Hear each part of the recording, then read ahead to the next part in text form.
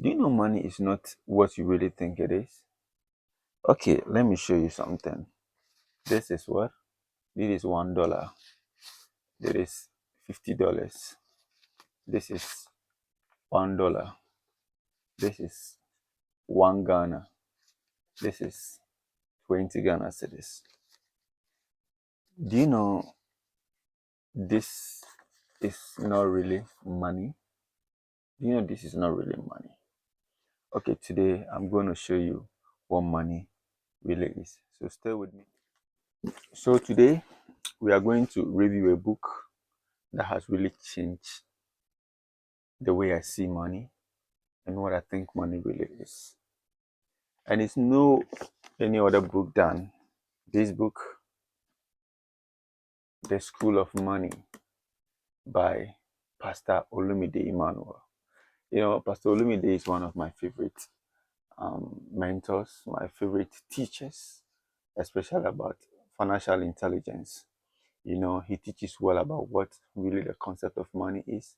I mean, he's an African, and so he breaks it down to the African language so that you can really understand what it is. You know, there are most great men who teaches about financial intelligence, but when you hear Pastor Olumide teaching about financial intelligence, man, you understand that, especially if you're an African, you know that this is our language. So please, I recommend each and every one of you to get a copy of this book. It's an amazing book.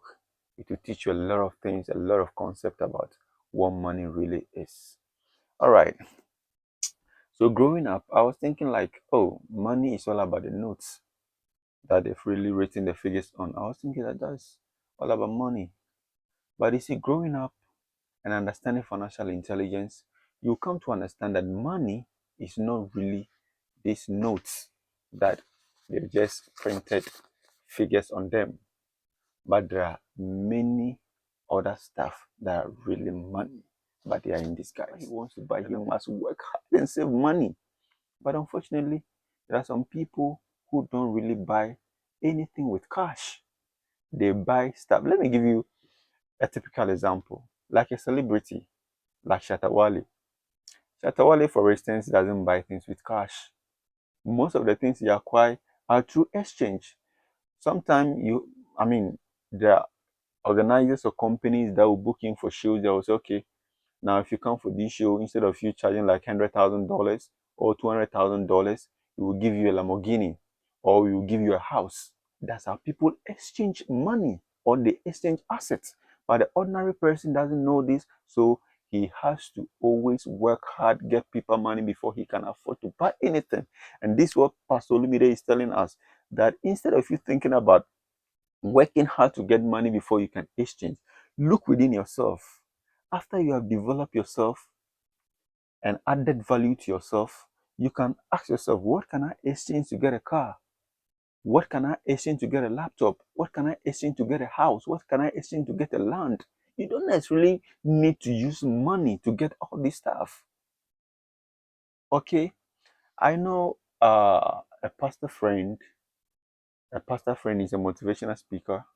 You know, he was invited to a city in Accra, you know, a city in Ghana. Let me use that way. A city in Ghana to come and organize a seminar, 1 week seminar for uh, kinsmen or like, kinsmen, one of the prominent, paramount kinship in this country. And you know what? They asked him what he wanted, how much he's going to charge for it. And so he need 5 plots of land. And it was just 3 days seminar with these great people. And after the seminar, he had 5 plots of land. Do you know how much he has to use to acquire that 5 plots of land? No, so he has used his intellectual property to acquire 5 pieces of land. So you can also look within yourself and ask yourself, what do I have that I can exchange for ABC? You don't necessarily need to use paper money. That's what Pastor Olumide is telling us. Let's continue. He said, money is a reward for solving problems. Of course, that is true. I have a very big project that is coming. It's a problem solving project. And please be with me and let's hit the ball rolling because it's going to bring a lot of cash. And if you are part of this community, you are going to be a beneficiary to this project. Thank you. Let's continue. It said, money is a reward for solving a problem. Money only flows in a direction, and in exchange for value, the level of problem you solve determines the level of money you will have. People only pay you for the problem you solve. Makes sense. People always pay you for the kind of problem. Now, like, you see, when you are even employing the company, you are going to solve problems. Yeah. All your job descriptions are problems that you're going to solve.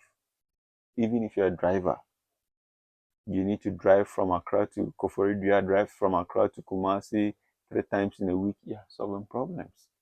And as you are solving these problems, you are getting paid. Money is as the result of solving problems. All right. So now let's go to the places that he's saying money hides. I think he gave 10 places that he thinks money hides. So that is chapter 2, page 22. He said, places where money hides. Many people look, but only few people see. Exactly true. I heard a quote from Jim Rohn.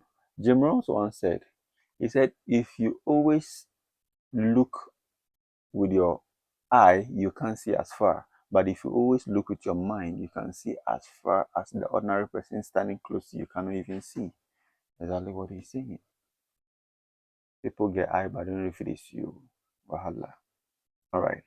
He said, back when the telegraph was the fastest method of long distance communication, a young man applied for a job as a Morse code operator, responding to an ad in the newspaper. He went to the office address that was listed.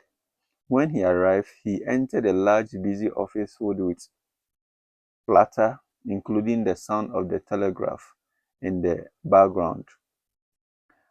A sign on the receptionist's counter instructed job applicants to fill out a form and wait until they were summoned to enter the inner office.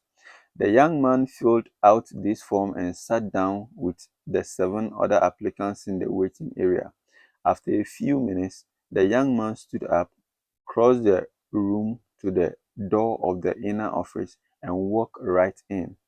Naturally, the other applicants perked up, wondering what was going on. They muted among themselves that they hadn't heard any sermon yet.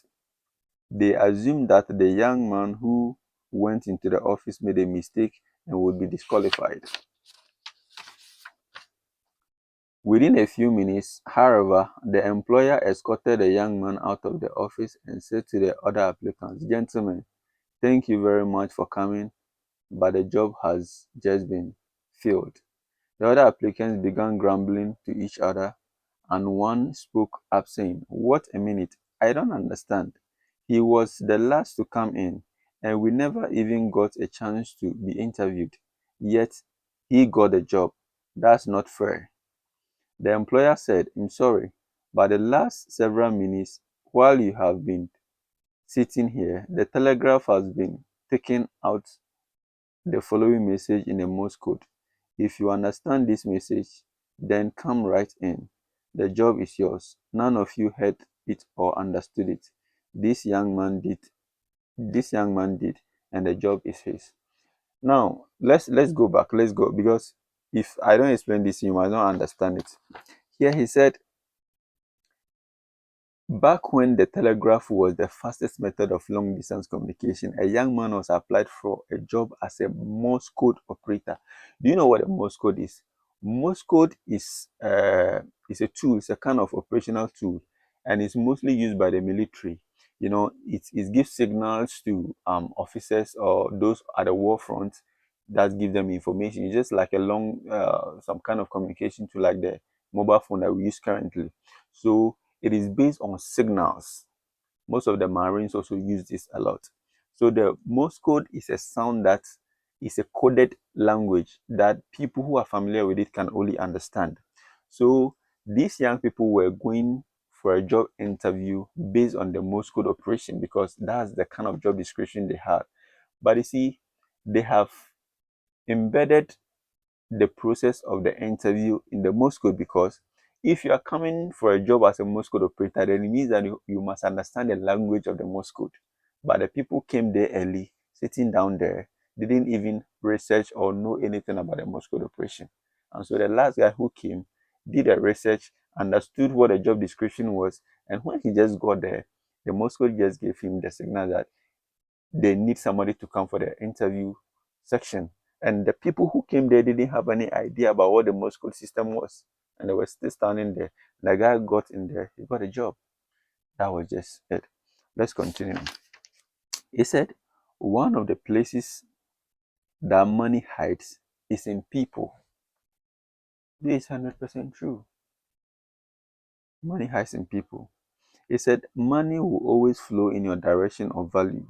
All the people around you have money but cannot give it to you except you have something of value to make them release it. That is true. There are a lot of people around us that have needs. They have something that they really want. They have the money to purchase it, but the thing is not just at their disposal. And if you have what they want, they will give you the money. So people all around us have needs, they have money, they want to buy something, but because you don't really know what people really want, so you can get their money. It makes sense. Number two, he said money hides in problems. Of course, money hides in problems, and every problem you see is money in disguise. Instead of complaining about problems, every reader should start thinking solution, because seeing a need and meeting it, seeing a problem and solving it is what draws money out of problems. Exactly. Let's look for number three. It's a money hides in gift and talent. Of course, I always use Shatawale as an example. Still crown on my head, I'm here still. Oh, Charlie, yeah, that Shatta song. Don't go there. All right, so money really hides in talents. If you have talent, if you have sharpened your talent, you have developed your talent, money will always draw closer to you. So that's what we have today. We shall continue this the next time. Thank you. And please, if you have not subscribed, kindly hit the subscription button.